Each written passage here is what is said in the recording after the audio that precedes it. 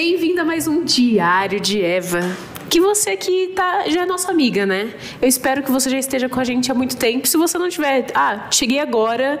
O que é esse programa? Diário de Eva. Diário de Eva é o programa que a gente fala sobre feminilidade no mundo contemporâneo. A gente aborda vários assuntos importantes da atualidade. E a gente quer você aqui conosco toda quarta-feira às 2h30 para a gente debater temas muito interessantes.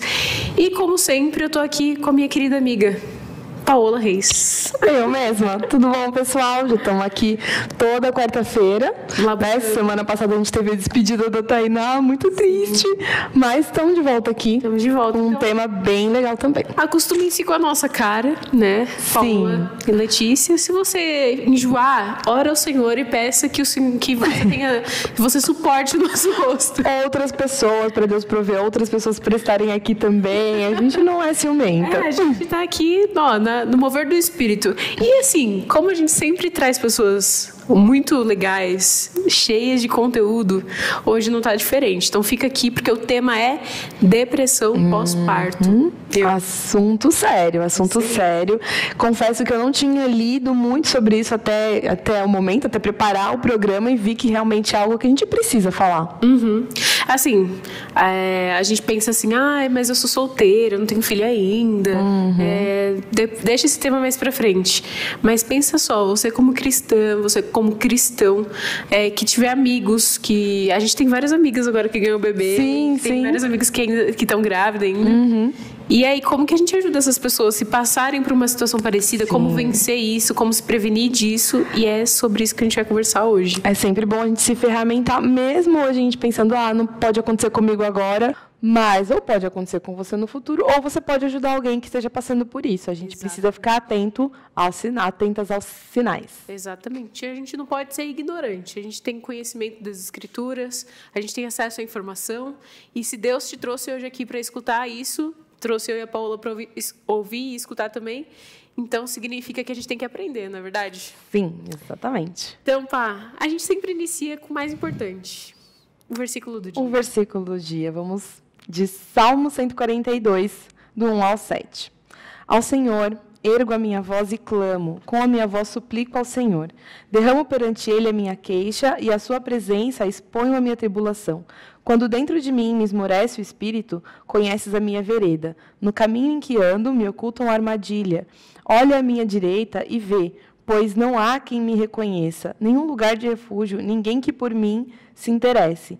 A ti clamo, Senhor, e digo, tu és meu refúgio, o meu quinhão na terra dos viventes. Atende meu clamor, pois me vejo muito fraco. Livra-me dos meus perseguidores, porque são mais fortes do que eu. Tira minha alma do cárcere, para que eu dê graças ao teu nome. Os justos me rodearão quando me fizeres este bem. É isso. Para você ver, né? É um tema pesado, né?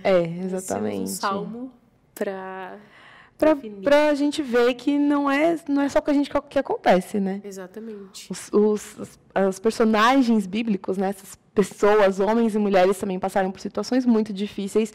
E aqui, nesse salmo, a gente vê em quem eles confiavam. Exatamente. Então, a gente sempre traz a abordagem da teologia do sofrimento, né? A gente tem um programa de aconselhamento, tem tudo aqui, que fala muito sobre a teologia do sofrimento. O cristão vai sofrer, e parece que às vezes é um pouco maçante, né? Mas é no sofrimento que a gente aprende muito sobre o caráter de Deus e sobre como ele se relaciona conosco, né? A gente está nessa terra aqui, a gente vai sofrer.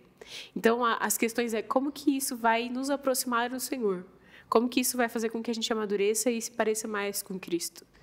Então, são temas atuais. Agora, depressão pós-parto. Então, fica ligadinho aí. Mas antes, temos o quiz de Eva. O quiz de Eva. Roda a vinheta.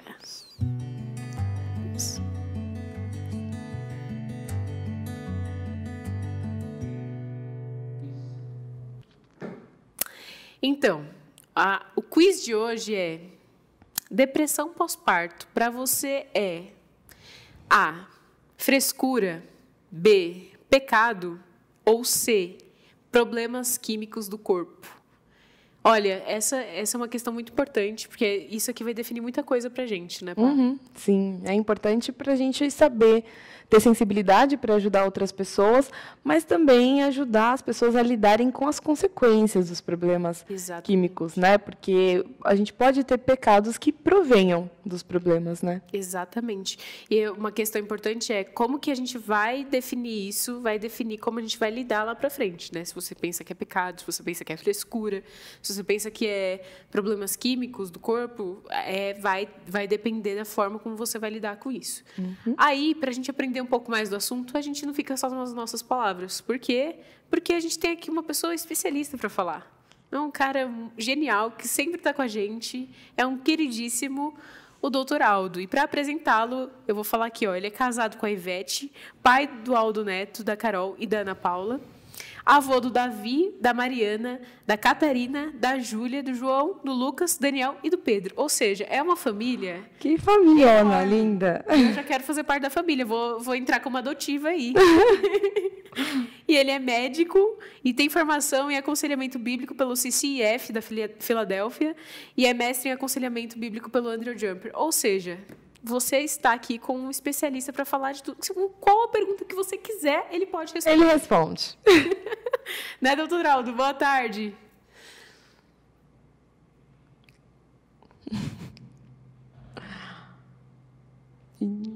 Não, a gente está com um probleminha de retorno.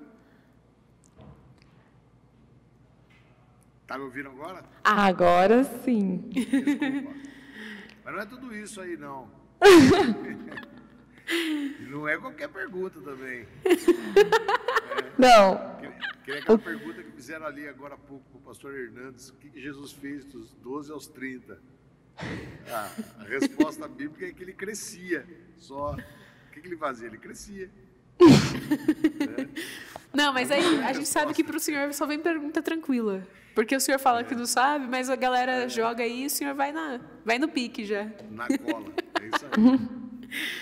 Não, eu sempre chamo o doutor de pastor, gente. Então, se por meio da conversa eu falar pastor, é porque ele tem um caráter pastoral. A gente já é ovelha já. Pode ser uma profecia também. Doutor, vamos lá. Primeira pergunta. Depressão pós-parto, o que é e ela existe de fato? Bom, a depressão pós-parto, eu vou me guiar no programa hoje com toda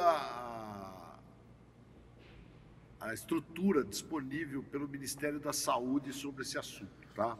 Ele traz praticamente tudo que a gente vai tratar sobre esse assunto aí. Então, eu acho que é um bom parâmetro para nós, tá? Bom, na verdade, a depressão pós-parto é uma condição de profunda tristeza, de desânimo, de desespero, de falta de esperança, que ocorre imediatamente após o parto, tá? Ela difere da depressão comum que ocorre em qualquer etapa da vida, tá? Ela ocorre imediatamente após o parto. Então, a mãe que acabou de dar à luz, ela não se sente nem um pouco motivada a cuidar do seu filho, da sua filha, né? Ela tem um desânimo total, não quer cuidar da casa, não quer cuidar da família, não quer trabalhar em nada, não quer pensar em nada, não quer fazer nada e fica extremamente abatida, para baixo. Nada tem graça, não quer conversar com ninguém, evita o contato dos filhos, do marido e começa a sofrer de culpa crescente por conta de não estar cuidando do recém-nascido, né? Ela meio que não aceita o recém-nascido, isso é bem nítido, é relato delas, né? E imediatamente vai vir uma consequência disso. Essas crianças que não são bem cuidadas nessa fase da vida poderão vir a refletir isso mais tarde, tá? Então, basicamente, a depressão pós-parto é esse quadro clínico aí que eu descrevi.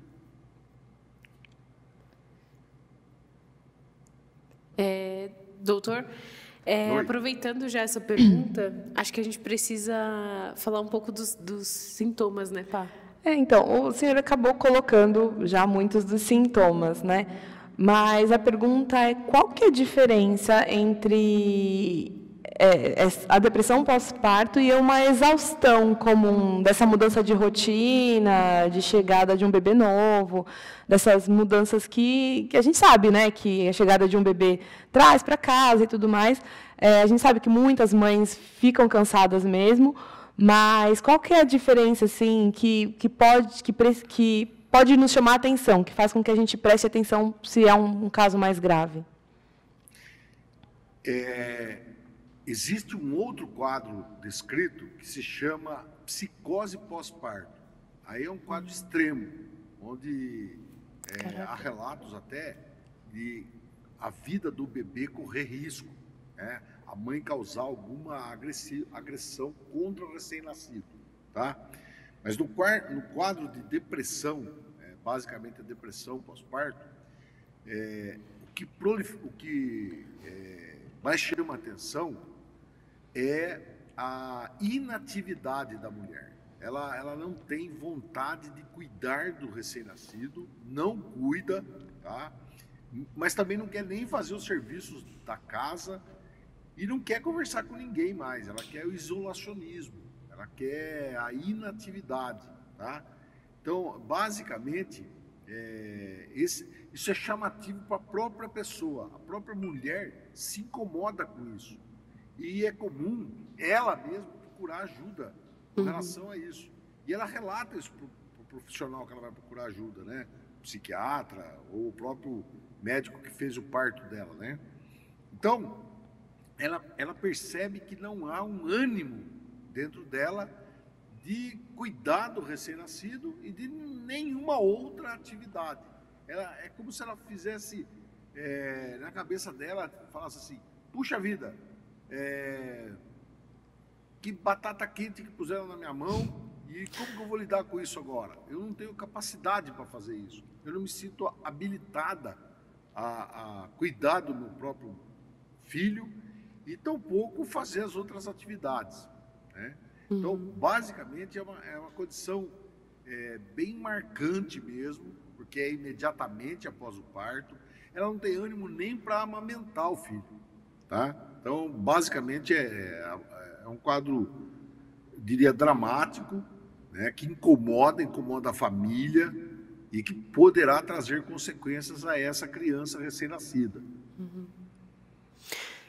Doutor, tem uma pergunta que é sobre como que a gente pode perceber se uma mulher tem propensão a ter depressão pós-parto, se existe, se a gente pode prevenir isso. Sim, existe, tá? Já na vida comum dessa mulher, no dia a dia dela aí, já dá para a gente ter umas pistas se ela é uma candidata a ter esse quadro ou não, tá? Geralmente é associado a fatores físicos, emocionais, estilo de vida, etc. Então, pessoas que têm dificuldade de dormir, têm histórico de sono interrompido ou insônia crônica, pessoas que têm tendência a isolamento social, pessoas que têm alimentação inadequada, um ganho excessivo de peso ou perda excessiva de peso, né? Pessoas que não têm atividade física regular, sedentarismo, né? Pessoas que percebem que o parceiro, o seu marido, não lhe dá apoio, o apoio que ela esperava, ela está numa condição de gravidez, ou mesmo antes de ficar grávida, durante o casamento, quando começa esse assunto, vamos ter filho, vamos ter um filho e tal, o marido, se tiver, você que vai cuidar, eu não tenho vontade nenhuma de cuidar de filho nenhum, né? Então ele joga nas costas da mulher, já antes de nascer a criança, né? Às vezes é a própria família também, né? Não só o marido, mas os pais, sogro, a sogra também. Puxa, agora criança. Ou quando o casal sofre passa por alguma necessidade que precisa de apoio do sogro, sogra, pai e mãe, e não tem esse apoio, né? Então a mulher já vai incutindo isso na cabeça que o filho vai ser uma sobrecarga para ela, né? Pessoas que já são meio deprimidas, que já são ansiosas, pessoas extremamente estressadas, que têm um padrão de vida estressado, que tudo é estressante na vida dela, que todas as coisas são como que fora do planejado. Puxa, e agora vou ter que lidar com isso, agora vou... Então a pessoa já tem essa personalidade, né? E então ela é uma candidata a isso. E finalmente um outro quadro que é bem sugestivo de depressão, sugestivo que a pessoa vá passar a ter depressão pós-parto, são a drogadição. Pessoas com vício em crack, em álcool, em outras drogas, né, ilícitas, ou até alguns dependentes de calmantes e outras coisas, são propensos, têm uma propensão bem maior a vir a ter depressão pós-parto. Outra coisa que é marcante também, pessoas que fazem uma dramaticidade sobre, puxa vida, mas como que eu vou educar meu filho?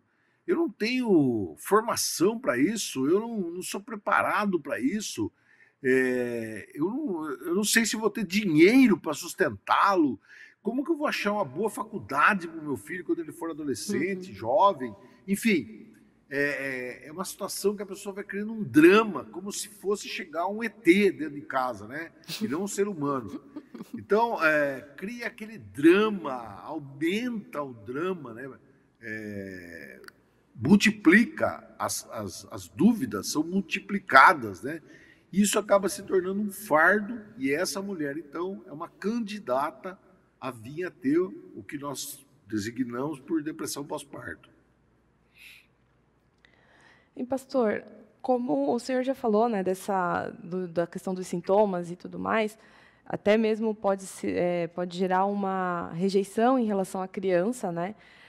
Como que uma mulher que passa por isso pode lidar com essa culpa de ter passado 9 meses naquela expectativa, preparando o quarto, né, achando que vai ser o momento mais lindo, né, de propaganda de fralda, aquela coisa assim, e aí ela vê que não é nada disso, ela se sente Deve ser horrível, muito mal, e algumas pessoas podem até por perto falar que é frescura e tudo mais. Como que ela pode lidar com essa culpa de não estar nesse êxtase que ela achou que estaria?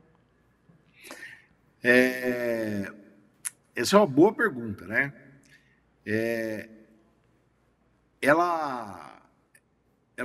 A dificuldade dela parece que não há nada dentro dela que a leve para a solução do problema. Parece que o problema é completamente insolúvel. A impressão que ela tem é que não tem saída, ela tá presa numa armadilha, ela está completamente refém da situação e não tem como escapar disso. Ela não enxerga nenhuma luz no fim do túnel, tá? Ainda que as pessoas tentem ajudá-la, algumas falando palavras de incentivo e outras falando palavras de críticas, né? E não é incomum isso, até o próprio cônjuge pode estar criticando ela, né? Pô, você não está assumindo suas funções de mãe e tal, né? Isso acaba machucando mais ela, né? Então, é difícil para ela lidar, porque ela não tem iniciativa nem para lidar com isso. Ela não quer raciocinar sobre isso aí. Ela se sente completamente amarrada, atada, tá? E a causa, segundo a medicina, é que desarranjos hormonais que ocorrem nesse período fim da gravidez, o encerramento da gravidez, traria um desajuste hormonal. Então, a mulher seria refém desse desajuste hormonal. Então, na verdade, o corpo dela é que não está obedecendo aos comandos que ela dá. Eu tenho que cuidar do meu filho, eu tenho que amamentá-lo, tenho que trocar a roupinha dele quando ele fizer cocô, xixi, eu tenho que embalar ele no meu braço lá quando ele está chorando, eu tenho que cuidar dele para que ele não caia do berço, para que ele... Enfim, eu tenho que dar comidinha na hora certa dele, banho. Ela não tem essa... Ela entende que tem que fazer isso, mas não consegue fazer. E, na verdade, na minha opinião, eu não sou um grande pesquisador dessa área, eu acredito que, ainda que haja um desbalanço hormonal nessa fase de término da gravidez, ainda que isso ocorra, que é verdadeiro, eu acredito que boa parte dos sintomas se deve à incapacidade do coração da pessoa responder a isso. Porque quando eu falei daquelas pessoas que nós temos que prever que elas vão ter esse quadro aí, veja que eu coloquei uma série de qualificações de pessoas que já têm predisposição pessoal para isso. O coraçãozinho já é balançante em relação a novidades, né? Ainda mais uma novidade como essa, né? Vir uma criança para dentro de casa. Então, essas predisposições individuais, mais o desbalanço químico, porque nós não podemos esquecer que nós somos uma unidade psicossomática. Nós temos o soma, né, que é o corpo, mas temos a nossa psique, que é a nossa alma, nosso coração, nosso espírito, né? E aí nós temos que entender que uma coisa interfere na outra, né? É muito interessante isso, porque você dá uma perspectiva de esperança até, né? Quando você olha para a depressão não só como distúrbio químico, né? Dá para a mulher já ver se ela tem uma tendência para ter a depressão pós-parto e ela já ir tratando o próprio coração antes que isso aconteça, né? Então já dá uma esperança, já dá opa, acho que ela vendo esses sintomas na vida dela de predisposição, ela já vai tratando para quando chegar na vez ela já está melhor. E a minha pergunta, doutor, é sobre como que o familiar que está perto, o marido, né, até os outros filhos, ou a mãe, enfim, devem lidar diante disso, né? Quais os cuidados, como que ele deve levar no médico, enfim. Eles têm um papel fundamental, importantíssimo, porque, como eu disse, a pessoa com a depressão pós-parto, ela se apercebe do que está acontecendo. Ela entende que ela está realmente sofrendo de alguma coisa, que está atrapalhando a vida dela, né? Porém, ela não tem a iniciativa, ela não tem a vontade de trazer solução para isso. É como se ela estivesse em câmera lenta. E aí é que entram os familiares e os irmãos da igreja, onde eles vão poder sentar ao lado dessa pessoa e falar, olha, vamos organizar a sua agenda, vamos organizar o seu dia a dia. Eu vou dar uma força para você aqui. Eu vou orientar você com uma série de atividades para nós irmos fazendo junto no começo. Então, atividades físicas programadas, atividades de cuidar do recém-nascido de uma forma programada, né? E impedir que a pessoa com a depressão fique isolada, evitar que ela fique isolada, manter contato constante com ela a maior parte do tempo possível, né? Estimulá-la a não ingerir cafeína, que é um estimulante do sistema nervoso central, álcool, que é um depressor do sistema nervoso central, ingerir outros medicamentos e outras drogas que não sejam recomendados por receita médica, por conta própria, automedicação deve ser evitada, né? Então, tentar desenvolver programações, atividades programadas, pré-programadas, para que dê andamento junto com a pessoa que está sofrendo o problema. Então, nisso, os familiares e os irmãos da igreja têm um papel importantíssimo, porque, como eu disse, o próprio doente em si, ele não vai tomar ela não vai tomar uma iniciativa de fazer alguma mudança. Ela precisa que alguém esteja, nesse momento, suportando ela, sustentando ela, tá? E aí é uma coisa que eu sempre costumo falar. O aconselhamento bíblico nessa hora, ele demonstra que a coisa tem que ser prática também. Não adianta nós falarmos palavras bonitas, citarmos versículos lindos, pormos lá sermões intermináveis para a nossa irmãzinha ficar assistindo, e nós não arregaçarmos a manga e irmos lá ajudá-la no momento crucial. Então, por exemplo, ela está depressiva e tem uma cozinha lá enorme para ser arrumada. Então, chega uma irmãzinha da igreja lá, irmã, vamos lá arrumar a cozinha junto, eu vou ajudar você, eu vou junto com você, eu vou lavando, você vai enxugando. Ah, não tenho vontade. Não, mas vamos lá, vamos lá. A outra irmã vai ficar cuidando do nenê, vamos lá, vamos lá. Faz isso 1 dia, 2 dias, 3 dias, vai ter uma hora que ela vai falar, irmã, não precisa vir mais, eu estou arrumando a cozinha agora. Legal. É isso que vai acontecer, entendeu? Porque é a resposta mental, né, a resposta do coração, da alma, agindo no corpo, no organismo.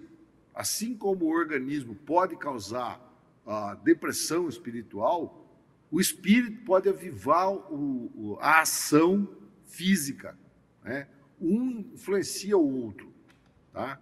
Então, eu diria que o papel dos os que estão em volta, os circunstantes, né, é fundamental. Eu diria que é 95% da cura. Eu sei que vocês vão perguntar daqui a pouco, eu acho, sobre remédio. Vão perguntar ou não? Vamos perguntar. Vamos. Doutor, só uma coisa que eu queria pontuar, que eu achei muito bonito nessa resposta. Fiquei aqui com o coração quentinho. Porque isso é uma oportunidade das pessoas em volta exercerem o papel bíblico de amar, né? Tipo, de amadurecer do marido, sabe? Ver uma oportunidade de amar verdadeiramente a esposa, de amar como Cristo. É genial isso.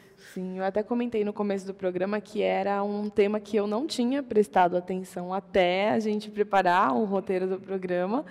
E me chamou a atenção, tipo, quantas amigas que eu tenho que estão grávidas ou que já tiveram bebê e que eu talvez nem tenha parado para perguntar sobre esse tema e saber como tem passado nesse sentido. E é importante a gente falar disso para ver como a gente precisa ter sensibilidade, né? Naquela visita, a gente às vezes chega lá tão empolgada, quer ver o bebê e levar um presentinho, aquela coisa mais clássica, e não se atenta a essas coisas, né? Às vezes uma chamada de lado ali, perguntando se está tudo bem mesmo, né? E se oferecer para ajudar pode fazer muita diferença. E até para os próprios maridos, né? Eu vi um comentário aqui que acho que foi a Marcela, não sei, desculpa, falou que é muito importante o marido, os homens verem terem essa visão, essa perspectiva, porque aí você senta para conversar com sua esposa, tem aquela prática, né, de ajudar a cuidar do bebê, e até criar um vínculo com a criança mais para ela não crescer com esse peso, né? Não sei se isso desencadeia alguma coisa na criança, algum trauma. Sim, com certeza. Tem estudos demonstrando que os filhos das mães que sofreram depressão pós-parto, ou mesmo aquele quadro que eu disse mais grave, que é a psicose pós-parto, né? A psicose pós-parto, só para vocês terem uma ideia, ele é muito mais grave que a depressão. Ela acomete a mulher até 3 semanas depois do parto, tá? Há um sono perturbado, praticamente uma insônia grave, tem desconexão com as pessoas ao redor, há um desejo incontido de fazer mal ao bebê, tá? Umas mudanças drásticas de humor. A pessoa uma hora está um pouco alegre, mas no momento seguinte está extremamente triste, né? Alucinações visuais, auditivas, né? Inclusive pensamentos irreais, com imaginação criativa demais, né? Então, é óbvio que isso vai trazer, tanto na depressão quanto nessa psicose aí, é óbvio que isso pode marcar a vida da criança, tá? E essas crianças na infância e na adolescência vão exibir o resultado desse descuido, vamos dizer assim, que ocorreu por conta da mãe, né? Então, é um quadro, depressão pós-parto, que pode trazer consequências para a vida da criança, de uma forma até talvez definitiva, e por isso da importância. A Paola falou aí da frequência disso daí. Não é um quadro tão raro assim, tá? Tem estatísticas aí que dizem que até 1/4 das pacientes podem desenvolver esse quadro aí. 1/4 das gestantes, o que é uma quantia absurdamente alta, né? E, inclusive, isso aí está no radar do governo. O SUS tem programas de assistência a mães que desenvolvam depressão pós-parto, tá? Então, é tão marcante esse quadro aí que o próprio sistema público de saúde está preocupado com isso, tá? Porque, primeiro, que não é uma coisa tão rara, e segundo, que é uma coisa marcante, tá? E que pode trazer consequências. Então, existem programas da rede pública para cuidar de mulheres que estão sofrendo desse quadro. Já no pré-natal, é dever do médico assistente perceber que essa mãe é uma candidata ao quadro de depressão pós-parto, pelo próprio tipo de conversa dela, pelas atitudes dela. Então, o médico, ou mesmo o pessoal em volta do médico, lá, assistentes sociais, enfermeiros, já deve estar ligados que aquela mulher é extremamente ansiosa, extremamente depressiva, extremamente independente da coisa dos outros, é uma candidata. Então, muitas mães já dão à luz e já entram nesse programa de assistência à depressão pós-parto, tá ok? Então, não é algo tão incomum assim. E a gente não, acho que talvez não conhecer tantas histórias assim é um sinal de que talvez muita gente tenha tido e não conta, né? E não fala, talvez por vergonha. Então, até é importante a gente falar disso para as pessoas entenderem que é algo que pode ser falado, pode ser compartilhado para incentivar as pessoas a procurarem ajuda, né? As pessoas não se sentirem tão estranhas assim, tão mal quando passarem por isso. É porque a culpa já é inerente já quando você passa por isso. Sim. E aí, com a ajuda da igreja, da comunidade, da família, acho que essa culpa pode ir sendo reduzida, né? Sim, exatamente. Pastor, uma outra questão. Como a gente falou, né, dos dois lados, né, tanto do físico e biológico quanto do espiritual. Como a Bíblia pode ajudar uma mãe passando por isso? Bom, essa pergunta ela é excelente e ela daria para a gente ficar aqui horas e mais horas falando como que a Bíblia trata as pessoas depressivas, sejam mães que acabaram de dar à luz, sejam pessoas que sofrem de depressão crônica, que lutam com a doença depressiva, né, chamada doença, né, ou depressão maior também.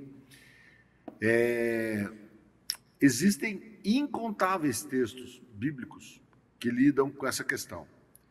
E esses textos todos, eles estão calcados numa realidade. Deus se apartou de nós por causa do pecado, mas Ele quer reconciliar-se com os seus eleitos, com aqueles que virão ser adotados como seus filhos. E essa é a grande notícia, é o tal do Evangelho. Isso já aconteceu para nós que vivemos agora, no dia de hoje aqui. Essa realidade, isso aí já é uma realidade. Jesus já veio, Jesus já morreu na cruz pelos nossos pecados e já ressuscitou. E está nos aguardando para a vida futura lá nos céus, né? Nós, os eleitos que já fomos chamados, batizados em Cristo Jesus, professamos publicamente a nossa fé e temos a certeza da nossa salvação em Cristo, já sabemos que fazemos parte dessas pessoas que estão na eternidade com Cristo, estarão na eternidade com Cristo Jesus. Só que essa eternidade ela já está no tempo presente de hoje. Então, quando eu leio a Bíblia, qualquer texto que eu leia, principalmente do Novo Testamento, eu tenho que entender que eu já estou vivendo essa realidade. É Cristo quem luta as minhas lutas. É Ele que vai à minha frente. É Ele quem pode dar sustento para mim. É Ele quem resolve as minhas questões. Eu tenho que confiar nele, eu tenho que me entregar a Ele, né? Eu tenho que crer que Ele é realmente a única necessidade da minha vida. Eu não tenho outras necessidades, né? É claro que eu faço uma ideia bem aproximada daquilo que a pessoa deve estar sentindo, porque vários casos de depressão, a pessoa passa pela cabeça da pessoa, ela tem aquela chamada ideação suicida, né? Nos casos mais graves, né? Porque para ela a vida não faz sentido. Ou, para alguns, é interessante isso, crentes, eles acham que por causa dessa depressão, essa indisposição para a atividade e tal, eles estão sendo péssimos cristãos, estão dando um mau exemplo, um mau testemunho, e eles merecem ser eliminados. É isso que eles merecem. Só que isso é deixar no esquecimento o que Jesus já conquistou para nós. Nós temos que lembrar dos textos lá em Hebreus, né? Que Jesus é o sumo sacerdote que passou, que ele pode nos dar lenitivo à nossa dor, porque ele já passou pelas coisas que nós passamos. Ele já sofreu como nós sofremos, mas ele venceu a morte. E lá no capítulo 11 de Hebreus vai falar de outros humanos como nós, outros irmãos nossos da fé, que também sofreram perseguições, torturas, tormentos, uma série de coisas horríveis em suas vidas, mas eles perseveraram em fé. Então, essa dupla, fé e esperança, é isso que tem que acender dentro da gente, né? E você vai ver em todas as cartas paulinas, praticamente todos os versos apontando para isso, para fé e esperança, né? Paulo mesmo fala, o que me faz seguir adiante é a certeza que eu estou fazendo o trabalho do Senhor e que Ele é que está me sustentando em fazer isso. Pretendo falar para a minha igreja daqui uns dias sobre um dos pontos que nós chamamos lá pontos do calvinismo, que eu, na verdade, não é uma terminologia correta, mas fala a respeito da perseverança dos santos. É bonito você estudar esse assunto e você vai ver que, na verdade, o termo correto seria a preservação dos santos. É o Espírito Santo quem nos faz permanecer no caminho do Senhor, persistir perseguindo aquilo que o Senhor tem de propósito para as nossas vidas. Pois nós fomos chamados à salvação, não porque nós somos bonitinhos, ou porque temos algum mérito, ou porque iríamos cumprir alguma agenda. Não, nós somos chamados para cumprir propósitos. Mas não porque cumprimos e aí por merecimento merecemos ser chamados. Não, é o contrário, né? Deus nos chama para as boas obras, para realizarmos as obras que de antemão Ele predestinou. E para realizarmos essas obras, muitas vezes elas não são fáceis. Manter uma família unida debaixo do nome de Jesus é uma obra. Manter a sua igreja operante, vibrante no caminho do Senhor, é uma obra. E para todas essas obras, Deus nos capacita. E nós não somos grande coisa, não. Nós somos... eu gosto da frase que tem lá em 2 Coríntios, capítulo 4, no verso 7, que Paulo fala assim: nós somos vaso de barro, que temos um grande tesouro dentro de nós, né? Então, o grande tesouro que tem é a verdade do Evangelho, a verdade bíblica. E nós somos o quê? Vaso de barro. Um vasinho lá, michuruca, que serve para guardar a porcaria dentro. né? Lá naquele tempo do Paulo, lá tinha, lembra em Timóteo, lá que ele fala que numa casa tem vasos para honra e para desonra, né? Então nós somos, às vezes, um vaso de desonra, vaso que era usado para jogar urina, fezes, né? É isso que nós somos. Porcaria. Só que dentro de nós, Deus deposita um tesouro imenso, imenso. Isso mostra que a qualidade não está em nós. Não está em nós, está nele. Ele depositou isso em nós. Então, essas coisas é que tem que ser faladas por depressivo. E isso tem que ser falado, repetido, repetido, repetido, repetido, porque ele está com dificuldade. Eu até dei uma dica aí de um livro aí do Ed Welch, que é a depressão lá, né? Ele põe isso aí, que a primeira tarefa do depressivo é ouvir, não é escutar, é ouvir com atenção. E, inclusive, você pode até dar essa tarefa para ele. Vou falar um versículo aqui para você, para animar seu espírito. Me escreva pelo menos 20 aplicações desse versículo. Fazer ele forçar a cabeça. Pensa aí, o que esse verso quer dizer para a sua vida? Né? Pegar o Salmo 11, o Salmo 12. Lê esse salmo aí.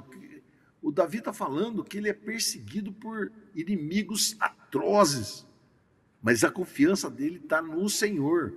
Né? Os salmos lá de romagem, do 120 ao 134, lê esses salmos que falam lá que nós somos massacrados, mas que a gente vai lutar e vai vencer, porque não é a gente quem luta, na verdade. Tem alguém lutando em nosso lugar.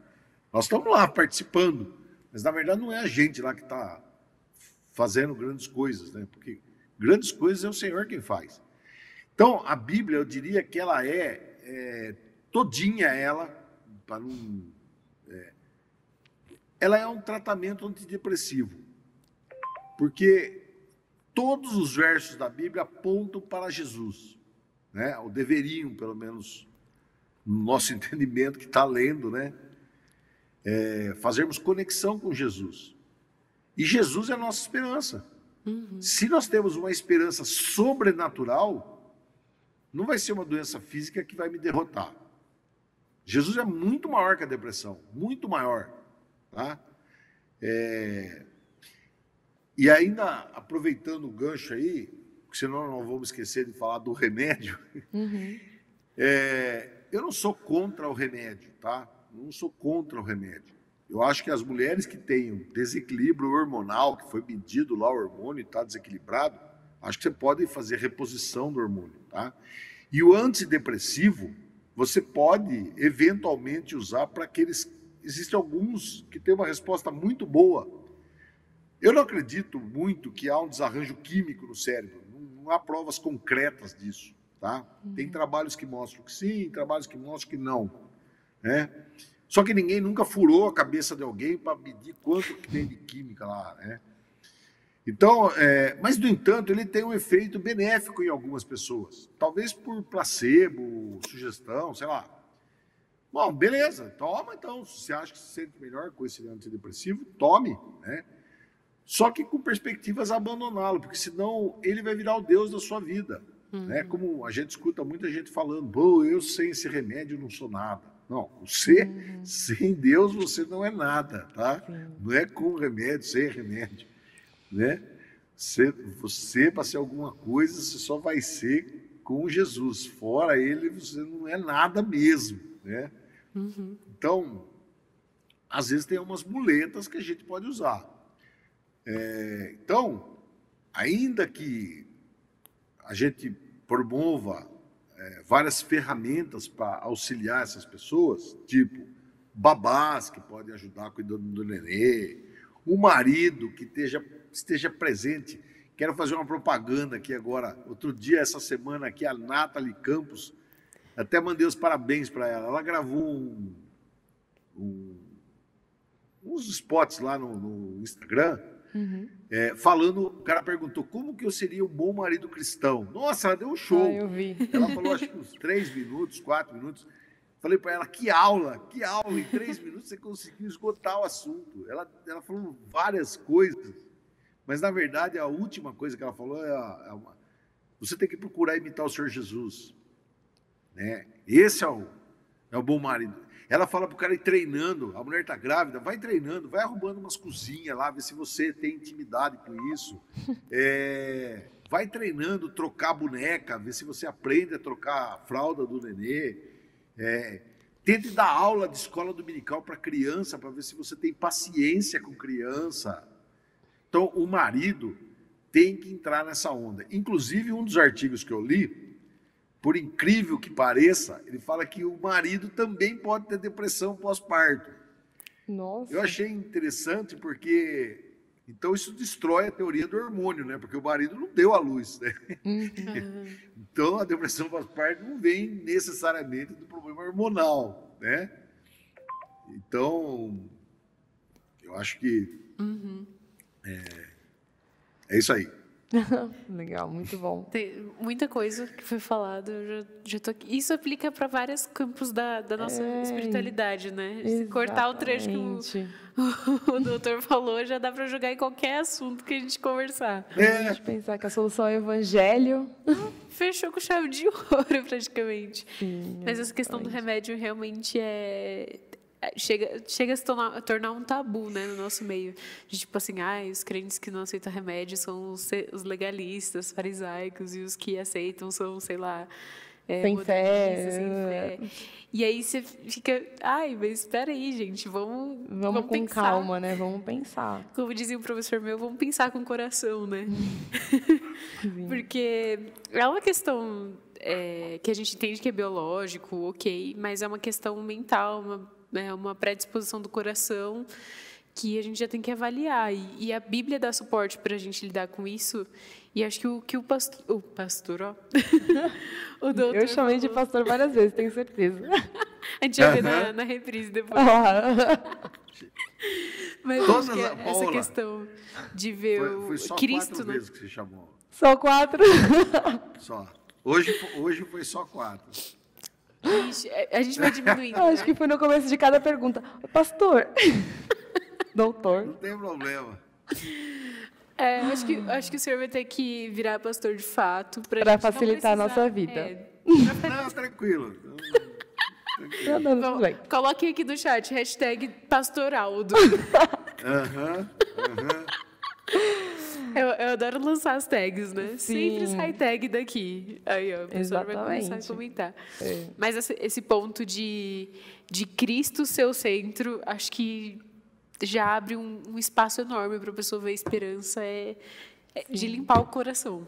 Eu vi um post uma vez, acho que da Francine, que ela falou um pouco da questão dela, e ela mostrou que quando ela estava cuidando da filha dela, assim, recém-nascida, ela colou no berço, assim, atrás do berço, vários versículos dos quais ela precisava lembrar naquele momento, quando ela chorava à noite, quando as coisas estavam muito difíceis, cólicas e afins. Ela colocou versículos assim à mostra, fez um mural mesmo, que toda vez que ela tinha que pegar a criança, ela lia antes de passar, né, por todo o processo. Então, acho que é legal a gente pensar em estratégias assim também, né?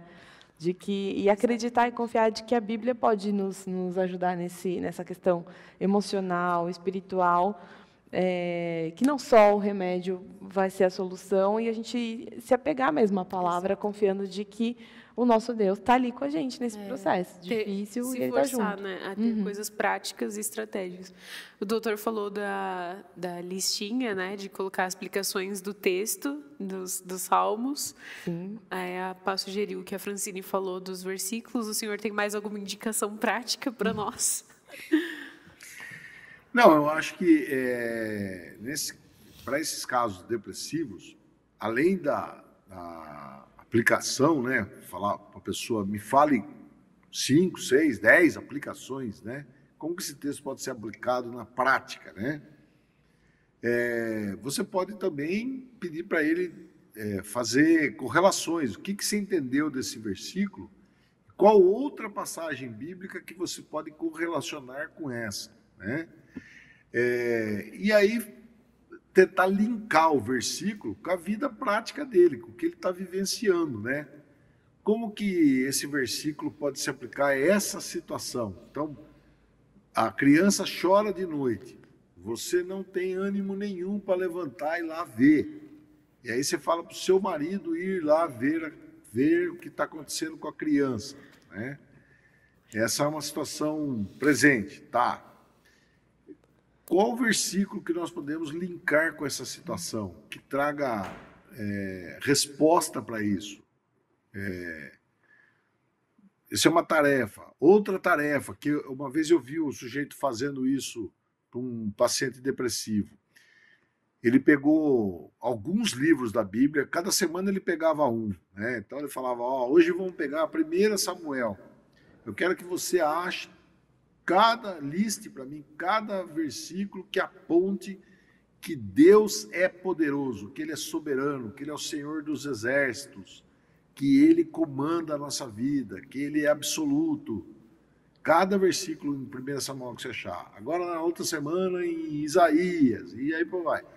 Então, ele mostrou aos poucos, esse paciente fazendo essa pesquisa, foi pesquisando vários livros da Bíblia, quando achava essa expressão, ele viu que na palavra do Senhor, quantas vezes mostra que ele é Senhor. Né? E no Novo Testamento é assim que Jesus é chamado, Kyrios, né? Que é o Senhor. Né? Ele é o Senhor. Então, se ele é o Senhor, você não pode ser o Senhor. Não tem dois senhores. Ou ele é o Senhor ou é você. Né? E aí ele foi entendendo realmente como ele era dependente do Senhor, né? E que essa situação depressiva é porque ele confiava demais nele, nas forças dele. E ele foi entendendo que ele não tinha força nenhuma de verdade. E não temos mesmo. Só que isso não deve nos colocar para baixo, ao contrário. Isso nos deve dar alento, sossego, tranquilidade. Não vai ser na minha força, porque na verdade eu nem tenho essa força, né? A força que eu tenho para fazer uma coisa é o Senhor que me dá, né? Que é a força para resistir, para suportar, para tolerar, né? Esse texto de 2 Coríntios capítulo 4, do verso 7 ao verso 15, ao 16, 18, né? 18 versos. Eu acho ele fantástico, maravilhoso. Paulo falando palavras antagônicas que, ao mesmo tempo que nós sofremos, nós aguentamos. Nós somos massacrados, mas somos renovados. Né? Esse é um texto muito bom para você repetir ele vários dias. Né? Não como um mantra, uma reza, mas que você vá se entendendo com aquilo ali. Vendo como que Paulo, um sujeito sofredor, que matava cristãos, e como está relatado lá em Atos, Deus o chamou para sofrer pelo Evangelho. E ele achou legal. Que bom. Vou sofrer pelo Evangelho? Nossa, que emocionante. Eu vou parar de matar cristão para sofrer agora por Cristo. Puxa, isso para mim é muito bom. E é isso que ele fala lá em Filipenses, né? Para mim está ótimo. Se eu morrer, está ótimo. Se eu ficar aqui, está ótimo. Ficar na cadeia, está ótimo também. Se ficar fora da cadeia, está ótimo também. O Senhor que sabe onde que eu tenho que ficar. Então, eu estava me lembrando agora, voltando um pouco para a depressão pós-parto, uma coisa que eu não disse no começo, que eu acho muito importante. O diagnóstico é feito por história clínica. Em geral, o psiquiatra faz esse diagnóstico, tá? Ele exclui outras depressões, outros quadros, né? Então, são sintomas da mulher que fazem o médico entender que ela tem depressão. Então, não tem um exame de sangue, raio-x, tomografia, ressonância, não tem, tá? Agora, o que eu já vi? Eu já vi e foi um erro grave, inclusive, do médico. Achou que a mulher estava com depressão pós-parto. Na verdade, ela estava anêmica, muito anêmica. E é por isso que ela tinha aquela letargia, aquela lentidão, e ela não tinha disposição para ficar nem em pé. Nossa. E, na verdade, ela estava anêmica. Já vi também, eu sou cardiologista, já vi no meu consultório mulheres portadoras de algum defeito no coração que conseguem levar a vida na boa.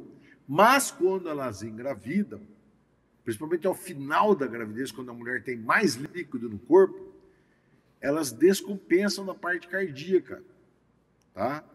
E isso aí pode postergar, pode ser esse mal-estar, esse problema, durar até depois que nasce o nenê. Então, na verdade, é uma doença do coração, não é nada de depressão pós-parto, tá? Então, por isso que a pessoa com esse quadro depressivo, falei isso no começo, pessoa que se sente inadequada e tal, vá ao médico, fazer um belo exame físico, ele tirar direitinho sua história, não seguir só pelo que eu falei aqui hoje, o que nós falamos aqui hoje é um comentário, não é uma aula de medicina, evidentemente. Então, é um alerta, minha né? orientação é que você, mulher que está para ter nenê e que viu que tem esses predispostos aí para ter depressão, se programe para conversar com o seu médico. E se ele mandar você ir no especialista, você vá, tá? Para que não haja erro de diagnóstico. Ficar tratando como depressão pós-parto e não é. Às vezes tem uma doença no corpo mesmo, que precisa fazer alguma coisa, tá? Então, Sim, tratar a doença certa, né? Às vezes o ponto do a pessoa tá com uma outra diagnóstico coisa. isso. O ponto do diagnóstico ele é importante. Exatamente. Acho que até para você não tomar um remédio que você não deveria, né? Você vai causar outro problema antes de solucionar. Exatamente. Exatamente. Não vai resolver nenhum dos dois, né? Exatamente. Doutor, agora vou jogar uma bomba aí no seu colo, tá? Que é de lei já, daqui do Diário de Eva. Mas a gente fez o quiz no começo, né? O quiz do que é depressão pós-parto para você. Todas as nossas respostas nas enquetes das redes sociais deram C. Tipo, teve uma pessoa que comentou que era B e C, que era pecado e distúrbio químico do corpo. Mas o resto, todo mundo falou que era uma questão química do corpo. Como o senhor responderia essa enquete? Não, eu diria o seguinte, é difícil a gente afirmar que a causa é um desequilíbrio químico, tá? Essa é uma teoria, suspeita-se disso aí. Mas muitas vezes não é dosado hormônio nenhum, então é um quadro clínico. Não dá para jurar que isso é causado por distúrbio químico, tá? Mas eu diria que também não é frescura, e que também não é falha de caráter, ou é uma fraqueza, né? Eu diria que são pessoas que já têm dentro de si uma predisposição à depressão e que a situação de vivenciar o nascimento do próprio filho lhe trazem peso, lhe trazem a ideia que vai ser algo pesado, algo difícil, uma missão super difícil, cuidar de outro ser humano indefeso, que não é totalmente dependente do adulto, né? A criança ela precisa do adulto para tudo, né? E talvez a sensação que ela vai ser incapaz de fazer isso. Ou vai ser uma mãe omissa, vai ser uma mãe que não está dando conta da maternidade, né? Ou vai educar seu filho de uma maneira ruim, ele não vai se tornar um bom cidadão, né? Então ela já de antemão se sente culpada e incapaz disso, tá? Então eu diria que são pessoas com propensão à depressão e que nesse momento aí que há essa fim da gravidez, que é estressante, o medo do parto, o parto em si, que é outra situação estressante, e a vinda do nenê com a sobrecarga de responsabilidades que naturalmente vem junto, né? Então, acho que esse conjunto de coisas desequilibram o emocional da pessoa, desequilibram seus botões, né? Seus sustentáculos, né? E aí ela não responde bem, tá? seria mais ou menos assim, vou fazer uma comparação bem absurda, tá? Não é uma boa comparação, mas para o pessoal que está assistindo a gente ter uma noção. Eu já sou um cara meio preocupado, eu já sou um cara meio estressado, eu já tenho o pé atrás, de repente eu recebo a notícia que eu estou com câncer. Aí o mundo desaba para mim. Desaba e eu acho que o mundo acabou. Né? Então você vai falar, o causador dessa depressão foi o câncer. Não, ele não foi o causador. Ele foi o empurrãozinho que faltava para eu cair no buraco da depressão. Acho que é isso. Respondeu tudo. Sim, sim. Por isso que eu falo que toda bomba o doutor ele pega e responde muito bem. Acho que sana todas as dúvidas. Sim. E é sempre um pastor. Sempre um pastor. Doutor Aldo. Sempre um prazer ter o senhor conosco. Sim, doutor. Doutor, vou ficar falando doutor o tempo inteiro. Doutor, sim, doutor. Doutor, muito obrigada por estar aqui com a gente hoje. A gente, mês que vem a gente está de novo junto com uma novidade para o pessoal. Sim. Nós temos uma série. Uma série. Qual que gosta de fazer maratona séries? Já falei para maratonar o Diário de Eva. Para que série, gente? Se você tem série sobre pensamentos intrusivos com o Dr. Aldo no Diário de Eva, todo mês. Olha que coisa fantástica. Então, todo mês aqui você vai ter uma conversa, uma entrevista, vai ficar chique, né? Uma entrevista com o Dr. Aldo sobre pensamentos intrusivos e a gente vai jogar nas redes os temas. Então, fica ligadinho aí que o Diário de Eva tá quente. Pastor, é um prazer. Fica com Deus e até a próxima. Obrigada, doutor.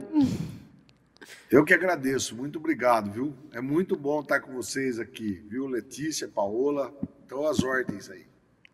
Obrigadão. Bom, e para você que quer uma dica, a gente tem dica hoje, a gente sempre tem. Roda aí a vinheta do Dica do Dia.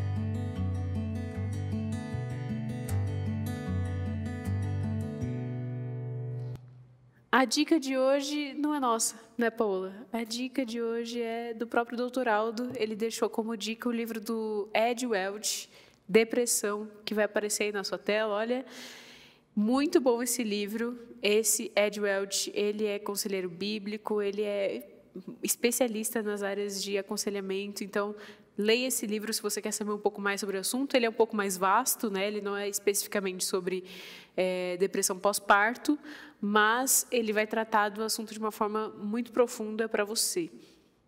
É isso, né, Pá? É isso. Acho que a gente já estourou o tempo e chegamos ao final. Foi muito bom esse programa, né? Foi bem esclarecedor para mim, especialmente. Não sabia que tinha tantas coisas para pensar sobre o tema e espero agora estar mais preparada para ajudar as pessoas. Exato. E para se preparar, né? Quando sim, também.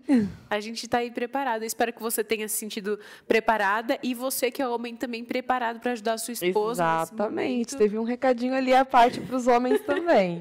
Então, divulga esse vídeo, ele vai sair na íntegra e aí você divulga para suas amigas, para seus amigos, e aí a gente tem uma galera preparada para viver a vida. Olha só. A gente fica por aqui. Tchau, tchau. Até.